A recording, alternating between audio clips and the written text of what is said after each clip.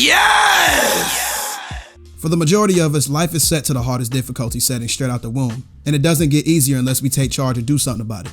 But sometimes the inclination to do so just isn't there, and it's inevitable that you will run into some instances where you're too mentally drained to be bothered to do anything at all. Have you ever taken forever to get up for work in the morning? How about not cleaning your apartment or showering regularly? Yeah, I know it may sound gross, but this is common everyday stuff people deal with, and if you've experienced the aforementioned or something else that comes with a high level of tedium, it's very likely that you're depressed. The crazy part is that you've probably been in a lifelong battle with depression and never knew it. Mental health awareness isn't something everybody has, and it's common for people to lack psychoanalytical skills to assess themselves and figure out every personality or psychological quirk they may have. I would know from experience because I was one of those people before. In fact, I'll never forget the exact moment when I found out what depression actually was. When I was a kid, I was watching TV one day and came across a talk show that I can't recall the name of. But anyways, the guest of the episode was a young black dude in his early 20s. He was talking about how he survived a suicide attempt and was diagnosed with depression shortly after. Now, I'll never forget how blindsided I was by his phraseology because the mere thought of being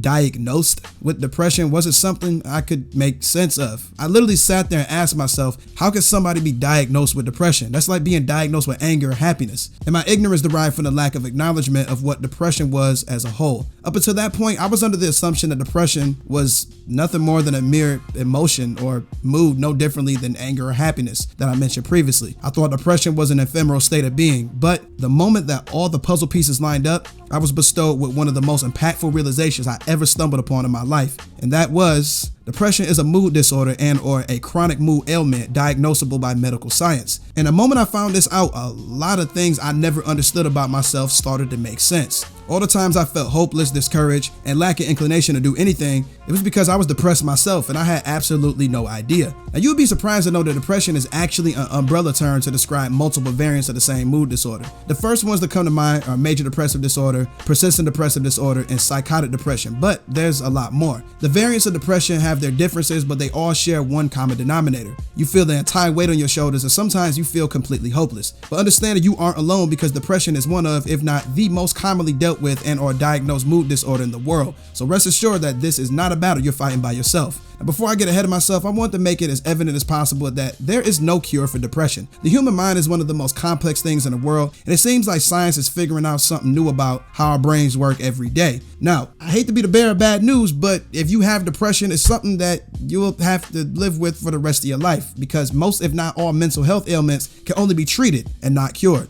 And the treatment journey itself occurs over a period of time, which varies from person to person, but trust me when I say that doing something about it will always be more ideal than doing absolutely nothing, because proper treatment will make things so much easier to deal with, and you'll reach a point in time in your life where you'll be so happy you won't even have time to be depressed. But everything will be fine, because I believe this is something you're more than capable of handling. Because in this video, I'm gonna share some useful tidbits of information that'll lessen the difficulty of your everyday battle with your mental health. Let's go. The first thing you absolutely have to do is discover your psychological history. You can follow every imaginable method of tackling depression only to realize that you haven't made nearly as much progress as you thought you have because you haven't addressed the origin of your problems first. This is a mandatory stepping stone in your healing journey because if you don't know what caused your depression in the first place, you'll never figure out how to properly treat it. Depression has multiple ways of infiltrating our minds, whether it's via genetics, growing up in rough environments, or childhood psychological trauma.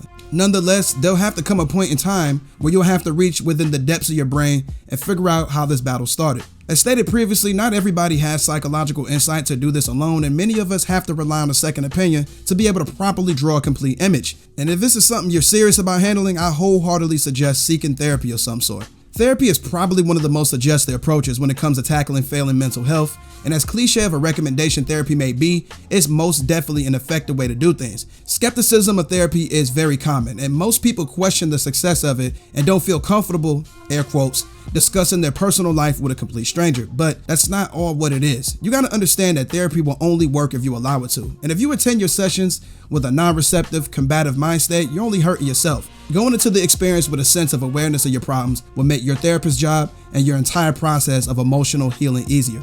Before I started therapy, I already knew what my problems were. I already knew the origin of my psychological trauma, but I didn't have the tools and professional experience to figure out how to fix everything. Luckily, I was blessed with a heightened sense of psychological insight, but I needed somebody to help me cross some T's, dot some I's, and bridge a few gaps. I pretty much needed somebody to play the voice of reason role while me and my problems converse with one another. However, it took me 3 attempts to find what I deemed to be the perfect therapist for me. The first 2 were good at their job, but I didn't feel as if I was getting anywhere until I met the third one. During my therapy sessions, I felt challenged, and I learned so much about myself, and I made sure to retain all the new information I learned from each session, and ultimately, I was happy with my therapist because I formed a great relationship with her. Take everything you learn from each session home with you and continue to practice new habits. Remember, improving your mental health is ultimately your responsibility. And if you decide to work on bettering yourself during your therapy sessions, but you continue to exhibit the same self-destructive behaviors outside of your therapy sessions, you only hurt yourself and deter the process of healing. I always took therapy and healing very seriously. And if you desire to do the same, I suggest taking notes and doing some self-analysis after each session. If need be, bring a notebook with a bunch of questions and various concerns about yourself written down. Therapy does work, and it goes without saying that the only people who don't benefit from it are those with attitudes counterintuitive to the concept of betterment of mental health. Attend your sessions with a purpose because you're wasting your own time and sometimes your money if you do not. Your therapist gets paid regardless if you benefit from their help or not. It may take several attempts to find a therapist that works for you, so don't get discouraged and give up. Finding somebody that provides a stellar relationship experience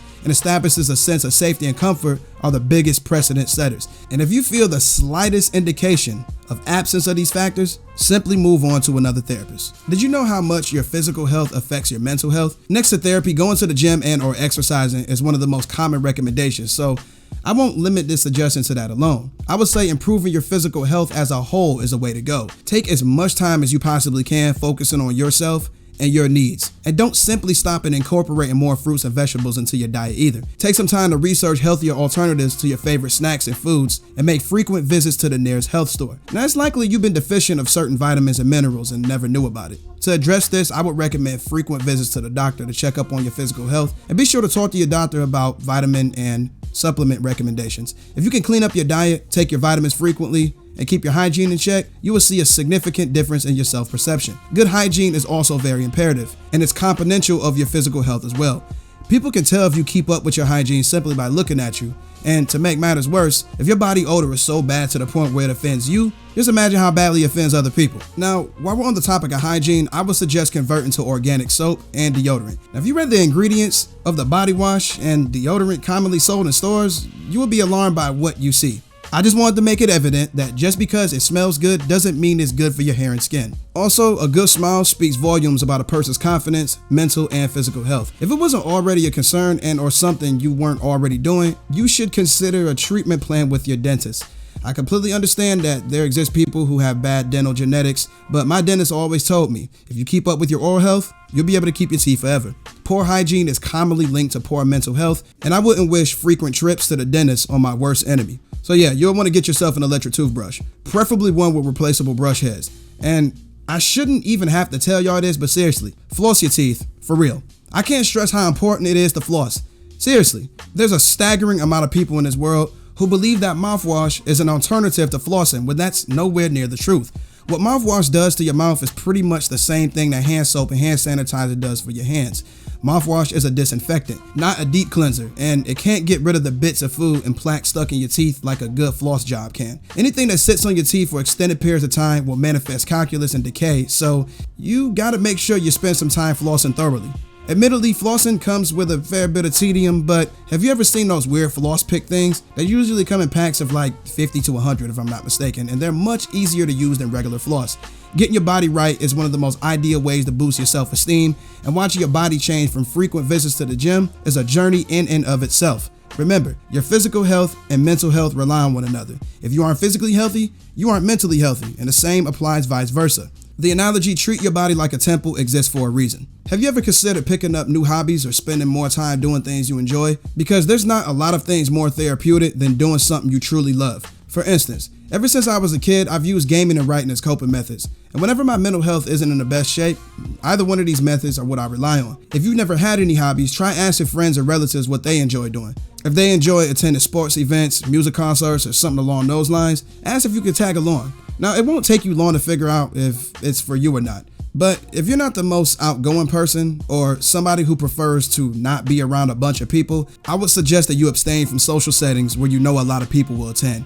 You can also consider joining a community based on your favorite TV show, movie series, book series, etc. Being a part of a community establishes a strong sense of belonging, and if you're a huge fan of something and your immediate friend group doesn't share that same level of affinity and or interest for it as you do, or if you have absolutely nobody else to share the love of your fandom or something with, joining the community is easily the best route to take. I'm a huge fan of anime, gaming, and retro game collecting, and very few of my friends can relate to that, but I've joined countless subreddit groups where I can discuss my affinities with other like-minded people. Remember, if there's something in your life that legitimately brings joy to it, continue doing it despite what other people say and think. Don't get yourself caught up in worrying about the opinions and judgment of other people, because your mental health is more important than what other people say or think. Alright classmates, that does it for this one. I want everybody who watched this video to know that your mental health is more important than anything. Do whatever it takes to live a happy, healthy life, and don't ever put your happiness on a back burner. Depression is no joke, and if left untreated, it'll consume you and attempt to destroy everything. Now I 100% believe that you can win this battle, but I also want you to believe it for yourself. If you made it to the end of today's lesson and enjoyed what you learned, do me a favor and thumb rest to that like button till it turns blue. And if you're new on campus, go ahead and subscribe to the channel and click that bell icon, and you will never miss another lesson at the Elite Nation University again. But with that being stated, this concludes another lesson at the Elite Nation University. Class is dismissed. Y'all take it easy. Yes!